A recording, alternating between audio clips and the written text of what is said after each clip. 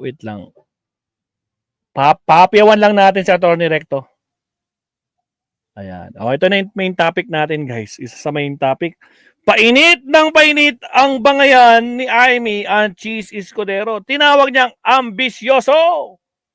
Itong si Cheese Escudero, possible raw na mapalitan ang Senate President ng Senado. Bakit kaya? Pero bago yan, Mabsat, no? Maalala ko pala, meron pala akong balik tayo. Dito. Amy versus Cheese. Ito meron yung Saan na yun? Ito. O, ito meron silang Halata ba, Sen? Sabi nito. Philippine Star! Diretsang tinawag ni Senator Amy Marcos na ambisyoso si Senate President Cheese Escudero sa isang press conference ngayong Martes, April 15, kahapon, Mabsat. Yung ginamit para sa politika, nakakatawa naman kasi alam naman natin na siya yung ambisyoso. Ako yung nakalimutan nga ng kampanya na saad niya. Nag-uugat ang pahayag ni Marcos matapos siyang sitahin ni Escudero na ginagamit ng ang Senado para sa kanyang personal political agenda. O, nako po. Sinabi ito ni Escudero matapos di umano siyang ma-bypass dahil sa pag-issue ng Marcos Contempt Citation laban kay Special Envoy Transmission Crimes Marcos Lacanilao na hindi dumaan sa kanyang opisina. Kaso nga lang, sinabi niya na talagang tawag nito, ni-release na lang daw ni Escudero, di na pinansin. Puta kasi hindi nga dumaan sa opisina niya, di ba? Tapos sasabihin nilang ang binigay niya, show cause order lang para sumagot sa mga tanong ng mga senador. Kaya ayun, ako po, nagkakainginitan ng bangayan nila, guys, no? Ano bang sagot dito ni Cheese noon? Wait. You mean not interested for now? Escudero on VP post, I am not interested of what? February 24 pa to, matagal-tagal pa to. Matagal na. Pero yun ang rest back, no?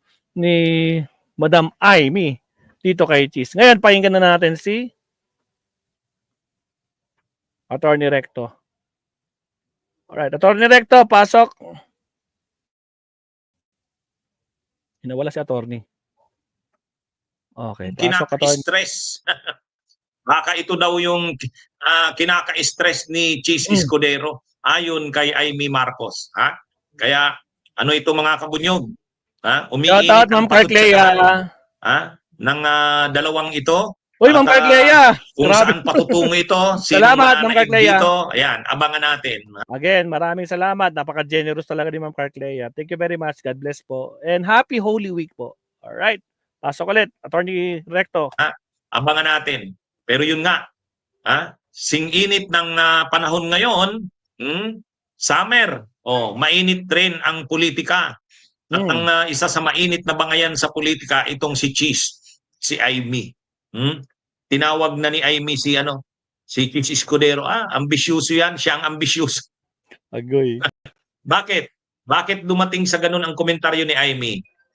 Ang komentaryo kasi ni Amy, tinanong kasi siya ng press, ng media. Ano pong masasabi nyo? Live ini, Henry August, live po ini. Pigrit ka nga ni. Live po ini. Anyway, sabi ni, di ba, maalala natin na nung isang araw, nagalit si Cheese kay Amy. Nagalit si Cheese kay Amy kasi sabi ni Cheese, wag mo namang gamitin. Wag mo namang gamitin ang Senado, ang mga hearing ng Senado, ang pagdinig ng Senado, wag mo namang gamitin sa political agenda mo o sa political objectives mo. Yun yung sabi ni Cheese. Bakit nagsabi ng ganun si Cheese? Kasi naman, itong si Amy Marcos, linagay din sa alanganin si Cheese Escudero. Linagay niya rin sa alanganin si Cheese Escudero. Ngayon, mga kabunyog, bakit nalagay sa alanganin si Cheese? Itong si Amy kasi, dahil nga na siya, nandun na sa pwersa ng kadiliman at kasamaan, itim na nga ang kulay nila Itim na ang kulay niya. Inamin niya na yan, sila ni Sarah. Itim ang kulay nila. So ngayon, dahil nandun na siya sa kadiliman at kaitiman, itong si Amy, talagang hindi tinatantanan ang pagdinig ng Senado tungkol doon sa pag-aresto kay Duterte. Ito namang si Cheese Escudero, binabalance din sana ni Cheese, ano? Binabalance rin sana ni Cheese Escudero. Shout out kay Julius Pantuha, ha? Marami daw silang nanonood. Salamat, salamat. O anyway, ganito. Ha? Ganito. Ang sabi kasi ni Cheese, hindi niya pwedeng pigilan si Amy sa pagdinig ng committee niya. Kasi lalabas naman yan, sinisikil niya naman yung karapatan ng kanyang mga kwasinador. Kaya pinagbigyan ni Cheese. Pinagbigyan ni Cheese. Pero alam na ni Cheese Escudero na ang magiging pagdinig na yan ay hindi maganda sa Malacanang. Hindi maganda sa Malacanang. Kasi ang ididiin dyan ni Amy, yung mga officials ng gabinete. Mga officials ng gabinete. Pero ang ginawang balancing act ni Cheese ganito, okay, payagan niya na magkaroon ng pagdinig ang committee ni Amy dahil pagbigyan siya, pero kontrolin din ito na wag namang mababastos ang mga galing sa executive department. Wag namang mababastos. Ibig sabihin, wag naman wag naman silang pilitin na parang pinapahiya na sa Senado. Kumbaga maging professional naman ang pagdinig ng Senado. Kaya lang ang ginawa kasi ni Amy, ang ginawa ni Amy, gusto niya padalahan ng subpina yung mga officials ng executive o ng gabinete. Ayaw naman ni Cheese kasi pag pinadalhan mo kasi ng subpina ang mga officials ng executive department, parang binabangga mo na ang Senado sa executive. Kasi pipirsahin mo na siyang umattend sa ayaw nila at sa gusto. Yan ang ibig sabihin ng subpina. Hindi na lang invitation yan. So, ang ginawa ni Cheese Escudero, okay, pinumbinsi niya ang executive. Kinausap niya siguro si Lucas Bersamin, executive secretary. Pumayag naman sila Lucas Bersamin. Inassure naman ni Cheese sa kanila, hindi babastusin ang mga miyembro ng gabinete. Ang mga officials ng executive ay irerespeto. Kapag nag-invoke na sila ng executive privilege, irerespeto ito. Palit niyan, hindi papadalhan ng subpina. So kumbaga win-win solution yun eh. Win-win solution yun. O ngayon, umattend doon sa pangatlong pagdinig sila Rimulya Buying, sila Nicolas Torre, tapos si Lacanilaw, yung ambassador, umattend. So maganda, umattend. Kaya lang, ang ginawa naman ito nila Amy, sinight in contempt si Lacanilaw. Ay medyo nabastos na doon ang Nakiusap naman si Buying Rimulya, wag mo nyo namang i-cite in contempt o ipakulong kasi ang grandfather niyan ililibing. Ayaw talaga. Ayaw talaga ni nila Amy sa kanibato. So, ang ginawa nila Amy, sinight in contempt at gustong ipakulong talaga doon sa detention facility ng Senado. Ang ginawa ni siguro kinausap ni Buying Rimulya si Cheese. Ang ginawa ni Cheese Escudero, binago yung pagkaka-cite in contempt. Hindi sununod ni Cheese. Hindi niya pinirmahan yung arrest order. Kasi dapat pipirmahan ng Senate President yung detention eh. Ay hindi pinirmahan ni Cheese. Sa katunayan, pinalaya pa ni Cheese Escudero si Ambassador Lacanilaw. Hindi nagustuhan ni Amy. Hindi nagustuhan ni Amy. Kaya ang sabi ni Amy, hindi na raw nila gusto ang nangyayari sa Senado kasi ba't daw pinalaya ni Cheese Escudero. O, ang sabi naman ni Cheese Escudero, wag nyo rin kasing gagamitin. Wag mong gagamitin ang Senado sa political agenda mo. Hindi naman tama yon. Bigyan nyo ng due process si Ambassador Lacanilaw. Hindi yung kaagad-agad nyo ipapakulong. Bigyan muna ng show cause order. Magpaliwanag si Ambassador Lacanilaw bakit hindi siya dapat i-cite in contempt at ikulong sa Senado. Yun ang ginawa ni Cheese. Hindi nagustuhan nila Amy yun. So nagbanggaan sila ngayon. At ang sabi ni Cheese, wag mong gamitin ang Senado ay ang pagdinig ng Senado sa political agenda or objectives mo. O alam na natin ang ibig sabihin ni Cheese na nag-grandstanding si Amy kasi nga nagre-re-electionista. Bagsak sa survey si Amy. Parang ginagamit ni Amy, ginagamit ni Amy yung pagdinig ng Senado para tumaas ang survey rating niya. Sabi ni Cheese, wag ganon. Wag ganon. Ngayon, hininga ng reaksyon si Amy. Ito naman kasing media, ay talagang gusto ng media uminit ang sitwasyon. Hininga ng reaksyon si Amy. Ang sabi ni Amy, bakit? Sino bang ambisyoso? Hindi ko ginagamit ang Senado sa pansarili kong interes sa politika. Agoy! Bakit? Sino ba ang ambisyoso? Siya ang ambisyoso. Yun. Ganun ang counter ni Amy. Ambisyoso raw si Cheese. Alam naman natin yan, si Cheese Escudero. Maraming plano yan, maraming iniisip yan. Yan yung ibig sabihin ni Amy ng ambisyoso raw si Escudero. Hindi natin alam anong magiging reaksyon ni Escudero sa patutsada na naman na yan ni Amy. Yeah, abangan natin Ngayon, yan. mayroon pang sinabi si Amy, unawain na lang natin siya kasi baka naman natiten siya, baka naman nai-stress siya kasi alam niya, pag nagkaroon na ng mga bagong senador, bagong kongreso, posibleng magka-eleksyon ng bagong Senate President. Baka yun ang iniisip niya. Yun. Medyo may patutsada na si Amy. Parang nagbibigay na ng hint si Amy. Ano ito? Kumbaga, nagbibigay na ng hint si Amy kay Cheese Escudero na posible itong mapalitan bilang Senate President. Anyway, mga kapunyog, mga kababayan, yan po ang nangyayari ngayon. Ngayon, ano kayang kalalabasan nito? Ito ang mangyayari dito, si Cheese Escudero gagamitin din ang impluensya niyan para hindi manalo si Amy. Hey, lagot na. Kaya itong si Amy, parang litong-lito na to si Amy kung ano bang gagawin niya. Lahat na lang inaaway. Lahat na lang inaaway. Isa na lang ang kinakakampi niya. Isa na lang ang ginagawa niyang kakampi, yung mga Duterte. Inaaway niya yung sarili niyang kapatid. Inaaway niya yung line-up ng kapatid niya, yung alyansa para sa bagong Pilipinas. Pasabilia, shout out! So ngayon, anong nangyari dito? Inaaway ni Amy. Ang ginagawa ni Amy, inaaway yung kapatid niya, inaaway si Cheese Escudero, mga mai-influensya sa politika yan. Si Cheese Escudero, pagdating sa Sorsogon, dating governor yan. Marami rin yung mga leader si Cheese na mga politiko na kaano niya. Kung ganyan, kung ganyan ang ginagawa ni Amy na parang binibigyan na ng banta si Cheese na posible itong maparitang senador, kung gagawin ni Cheese Escudero, aktibong mangangampanya yan na wag manalo si Amy. Kasi magiging banta nga sa kanya. Parang ano ngayon ang nangyayari na kay Amy, taklesa na hindi niya na naiisip yung consequence ng ginagawa niya. Ang ginagawa ni Amy ngayon, inaway ang kapatid niya, inaway si Cheese, tapos ngayon ang kakampi niya na lang Duterte.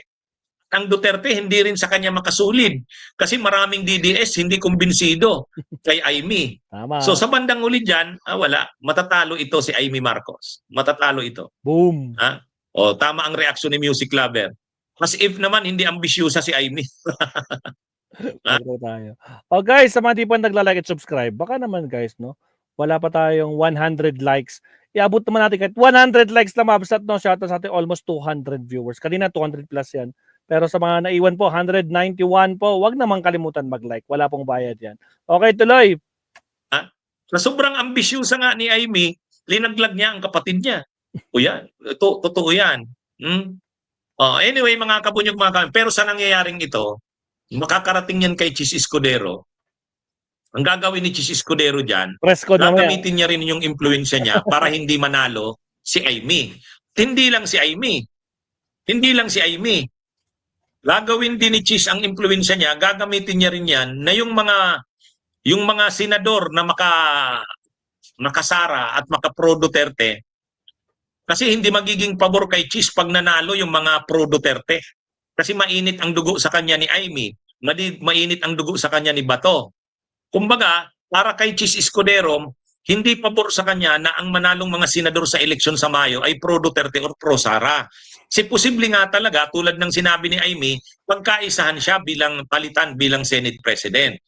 Kaya actually, sa ginawang ito ni Amy, kung si Cheese Escudero may pagka-neutral pa, parang nag-neutral. Kasi ang ginagawa ni Cheese, naninimba nga, parang tumutulay sa alambre. Pinagbibigyan sila Bato, pinagbibigyan sila Amy, pero hindi nyo rin pwede na i-displease ng Malacanang. Kasi kapag hindi na nagustuhan ng Malacanang ang ginagawa niya sa Senado bilang Senate President, itutulad siya kay Subiri, tatanggalin siya. Kaya ang nangyari dito,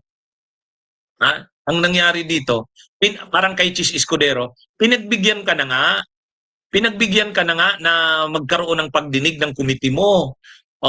pinakiusapan na ang gabinete at ang executive na magdumalo sa pagdinig ng committee mo. Pero wag mo namang babastusin na isasite mo in contempt at ipapakulong mo. Yon, medyo bastusan na yan. Yan ang nangyari diyan. Siyempre, hindi kayang depensahan yan ni Cheese sa Malacanang. Kasi sisingilin yan si Cheese. Sabi mo, Cheese, sabi mo, pag dumatend yung mga galing sa gabinete at saka sa executive, hindi nyo babastusin. Bakit nyo pinakulong? Bakit nyo sinight in contempt si Ambassador Lacanilaw? Bastusan na yan. Yun, maiipit si Cheese. Kaya medyo napiko na si Cheese kay Aimee. Kaya sinabihan, wag mo namang gamitin ang Senate investigation sa political ambition mo. Kaya lang, yun na nga. Itong si Aimee, talagang gusto niyang mag-grandstanding At saka pinapakita niya talaga na pro Duterte na siya. Sa katunayan, inaaway niya na talaga ang kapatid niya. Na pagka ganito naman, pati si Cheese inaaway niya. Ay si Cheese Escudero, ma-influensya rin yan. Marami rin. Kaya nalaman na rin ni Cheese na posibleng ang may balak na palitan siya sa pagka-Senate President. Gagalaw na ito si Cheese. Gagamitin na rin niya ng influensya niya ni Cheese Escudero para hindi manalo si Aimee. Hindi manalo yung mga senador na pro Duterte. Kasi hindi pabor kay Cheese na manalo yung mga pro Duterte, nagbabanta na si Aimee. Okay? Okay. Okay, mga kabunyog, mga kababayan. So yan po ang ating topic ngayon dito po sa Magandang Araw Pilipinas at Mundo. Salamat, mga kabunyog. Ako, mga kabunyog, makikiusap na ako sa inyo kasi malapit na ang May. Huwag niyo pong kalilimutan sa party list po. Party list po, number 87 mga kabunyog, mga kababayan. Yes. Number 87. Makiusap ko po ito sa inyo. Kasi malapit na, May 12. Ilang ko na lang, less than a month na lang. Number 87, mga bunyog, supportahan natin si Attorney Recto, mga Salamat again. Thank you very much, Attorney Recto. Alright. So, yun nga, mga absat nun. Ako, litong-lito na silang lahat. Especially yung mga garapata dyan, hindi nila alam. Ano ba, pakikinig ba sila dito sa leader nilang si Sara, no? Tatahol ba sila sa kumpas niya? Naku po, problemado. Nag-like na daw si Ma'am Carclea. Kayo nga yung maabsat. Ilan yung like natin? Baka naman maabsat, no? Kahit 100 like lang yan, wala nang problema sa akin yan. Okay na sa akin. 77 likers yung last update ko. Ilan na ngayon? 89! Mga kabsat, grabe naman, no? 11 na lang, Sa mga di po nagla-like, like naman guys, pabuti nyo ng 100 yan. Baka naman, no? 100 lang naman ang hiling ni Maestro for today's live stream. Alright? So, 90 na, 10 na lang guys. Baka naman. Alright, so mamaya pag-usapan natin itong interview ni Aimee Marcos, mga kabsat, no? So, puro Aimee Marcos, talagang mainit-init si Aimee Marcos. Kabsat Tokis, kanina pa siya. Wala pa kahapon, Talagang pinag-uusapan ng lahat. Pero siyempre, mamaya, pag-usapan natin itong live interview niya sa One News ba yun? Sa One News ba yung top niya kanina? O kahapon? So, pakinggan natin yung mga pinagsasabi niya kay Pangulong Bongbong Marcos mamaya. Alright, for the meantime, kuhan muna tayo early lunch na. Hindi nga rin nag-breakfast Brunch. Brunch ang mangyayari ngayon, Mavsat. So again, maraming salamat. Good morning. It's already 10 o'clock. Mag-early breakfast lang si Maestro. Hindi na late. Super late breakfast na pala. Ayun, salamat. 102 likers na po. Thank you very much, Ma'am Sat. Hanggang sa muli. Maestro po is signing off. Maraming salamat, Ma'am Carclea. Napaka-generous talaga ni Ma'am Carclea. More blessings sa iyo, Ma'am Carclea. And happy Holy Week po sa lahat, sa ating lahat. Kita-kits tayo sa ating next live stream. Ma'am Sat, more blessings! Sayonara, Ma'am Sat. I love you. Bye-bye.